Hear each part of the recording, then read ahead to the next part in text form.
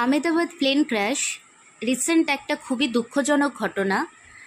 এই ঘটনাটার সাথে সাথে এটা অনেকগুলো প্রশ্নও আমাদের মধ্যে জাগিয়ে তুলেছে। তো আপাতত এইটার যেটুকু আপডেটেড তথ্য পাওয়া গেছে সেগুলো সম্পর্কে আমরা এখানে একটু ডিসকাস করব। আরও কিছু গুরুত্বপূর্ণ তথ্য যেটা আমাদের জানা উচিত ফ্লাইট রিলেটেড, সেগুলো আমরা কিছুটা জানবো এই ভিডিওটাতে।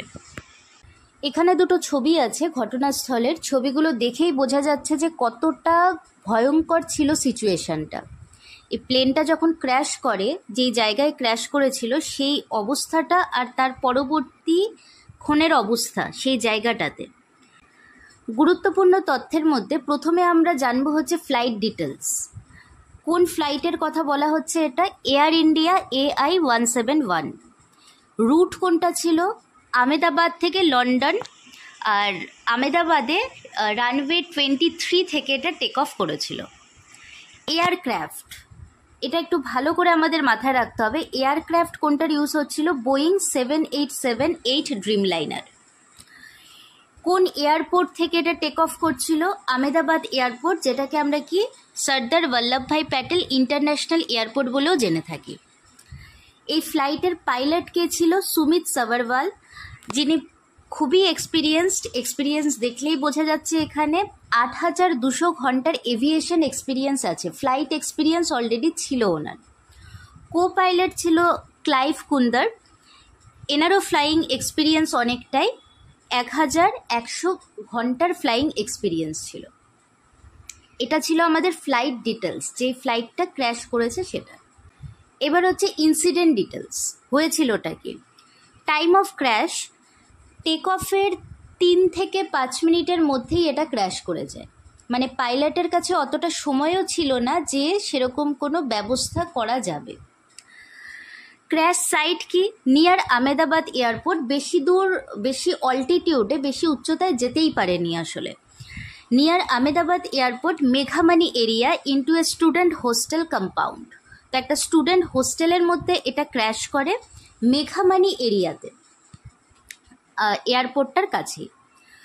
কজালিটিস কি কি হয়েছে? টোটাল যতটা এখন অবধি জানা গেছে 242 পিপল ছিল প্লেনটার মধ্যে, যেটার মধ্যে 230 প্যাসেঞ্জার্স, 2 জন পাইলট আর 10 জন কেবিন ক্রিউ মেম্বার্স ছিল। এই 242 জনের মধ্যে 241 জনই মারা গেছে। এরকম যখনই প্লেন ক্র্যাশ হয় এগুলোতে বাঁচার সম্ভাবনা প্রায় থাকেই না, তবে তাও আমরা বলতে পারি আমরা কিছুটা ভাগ্যবান যে একজন সার্ভাইভার আমাদের কাছে আছে। আর এই সার্ভাইভারের নাম হচ্ছে, এটাও মনে রাখাটা জরুরি আমাদের, বিশ্বকুমার রমেশ।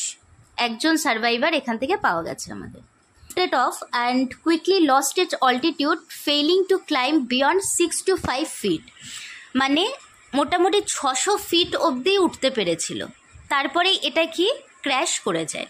খুব স্পিডে এটা নিচের দিকে আসতে থাকে, আর যখন ক্র্যাশ করে তখন একটা ম্যাসিভ এক্সপ্লোশন হয়। আশেপাশে যারা ছিল সবারই মতে মানে ভীষণ একটা কুণ্ডলীকৃত ধোঁয়া দেখা যায় ওই জায়গা থেকে। তো এক্সপ্লোশনটা খুবই ম্যাসিভ ছিল। একটা শব্দ আমরা বারবার শুনতে পাচ্ছি এখন, মেডে কল। যখন হচ্ছে সিচুয়েশন খারাপ, পাইলট বুঝতে পারে, তখন পাইলট মেডে কল করেছিল। এই মেডে কলটা কখন করা হয়? যখন কোনো লাইফ থ্রেটেনিং এমার্জেন্সিস থাকে। লাইফ থ্রেটেনিং এমার্জেন্সি মানে পাইলট বুঝতে পারছে ইঞ্জিন ফেলিয়ার হয়ে গেছে, কোথাও আগুন লেগে গেছে, কোনো মেডিকেল এমার্জেন্সি আছে, কোনো কন্ট্রোল হচ্ছে এখানে পাওয়া যাচ্ছে না, সেই সময় মেডে কল করা হয়ে থাকে। আর এই মেডে কলটা কিন্তু করা হয়েছিল, কিন্তু কি লিখেছে দেখো, the aircraft gave a mayday call signaling an emergency but after that there was no response. Help করার চেষ্টা করা হলেও এখান থেকে কিন্তু কোনো আর রেসপন্সটা পাওয়া যায়নি। মেডে কল সম্পর্কে আমরা আরেকটু জানবো। যখনই মেডে কল করা হয়, পাইলট হচ্ছে 3 বার মেডে মেডে এরকম করে বলে, যাতে তোমার হচ্ছে মেসেজটা ক্লিয়ারলি রিসিভ করতে পারে সেন্টারে। একদম প্রথম স্লাইডে এয়ারক্রাফটে লেখা ছিল এটা হচ্ছে বোয়িং 787 ড্রিমলাইনার। তো বোয়িং সম্পর্কে আমাদের একটু জানা থাকাটা খুব দরকার। বোয়িং কিন্তু এটা প্রথমবার নিউজে নয়, এটা হচ্ছে আগেও বহুবার নিউজে ছিল। আর বহুবার এরকম প্লেন ক্র্যাশ রিলেটেড নিউজে কিন্তু বোয়িংয়ের নাম শোনা গেছে। কিছু ডেটা দেখলে আমরা সবাই চমকে যাব। 1975 থেকে Boeing aircraft account for 149 fatal accident.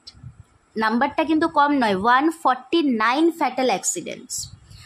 Boeing 737 family alone, বোয়িংয়ের যেটা 737 ফ্যামিলির যত এয়ারক্রাফট আছে, has been involved in 5 to 9 accidents, যেখানে তোমার 215 হাল লস, মানে 215-এর টোটাল লস ছিল। আর কি বলেছে, সিন্স ইনসেপশন 5779 ফ্যাটালিটিস, মানে প্রচুর অ্যাক্সিডেন্টে কিন্তু এই বোয়িং কোম্পানির নামটা পাওয়া গেছে আগেও। আর এখানে একটা রিজনও বলা হচ্ছে, সেটা হচ্ছে দ্য হুইসেল বোলার ওয়ার্নিংস 2024।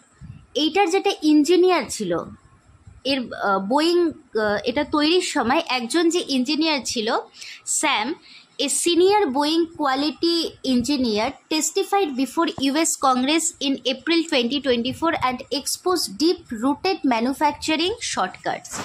এই বোয়িং যে এয়ারক্রাফটগুলো তৈরি করছে, এইটাতে ম্যানুফ্যাকচারিং শর্টকাটস যে আছে, এইটা কিন্তু এই যে সিনিয়র ইঞ্জিনিয়ার স্যাম ছিল, সেটা কিন্তু আগেই এই ওয়ার্নিংটা দেওয়া হয়েছে।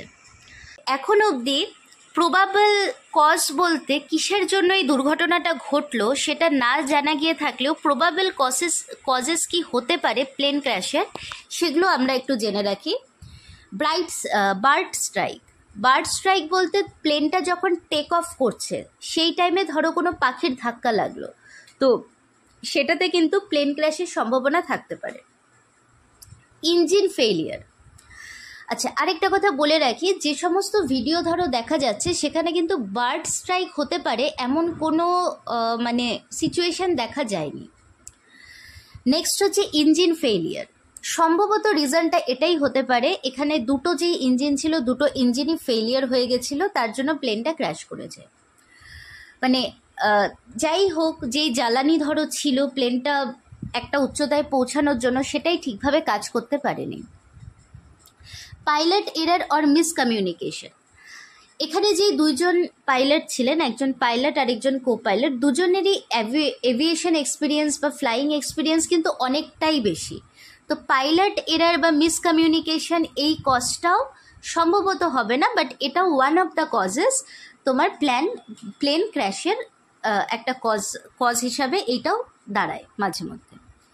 ওয়েদার যদি খারাপ থাকে তখনও হচ্ছে প্লেন ক্র্যাশের সম্ভাবনা থাকতে পারে, কিন্তু আবার আমরা যে ভিডিওর ভিজুয়ালসগুলো পেয়েছি সেটাতে ক্লিয়ারলি বুঝতে পারছি যে ওয়েদারের তো কোনো সেরকম সমস্যা ছিল না।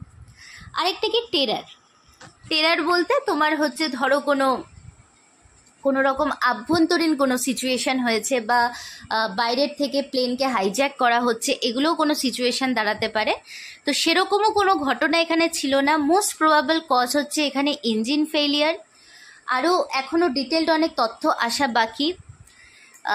শোনা যাচ্ছে যে ব্ল্যাক বক্সগুলো উদ্ধার করা গিয়েছে, তো সেটা নিয়ে আরও যত তথ্য আসবে আমরা এটাতে আরও আপডেটেড ভিডিওতে জানতে পারবো যে আর কি কি তথ্য এখানে আসলো। আপাতত এইটুকুই রাখছি, আবার হচ্ছে এই বিষয়টাতে যা যা তথ্য আসবে সেগুলো আমরা জানব।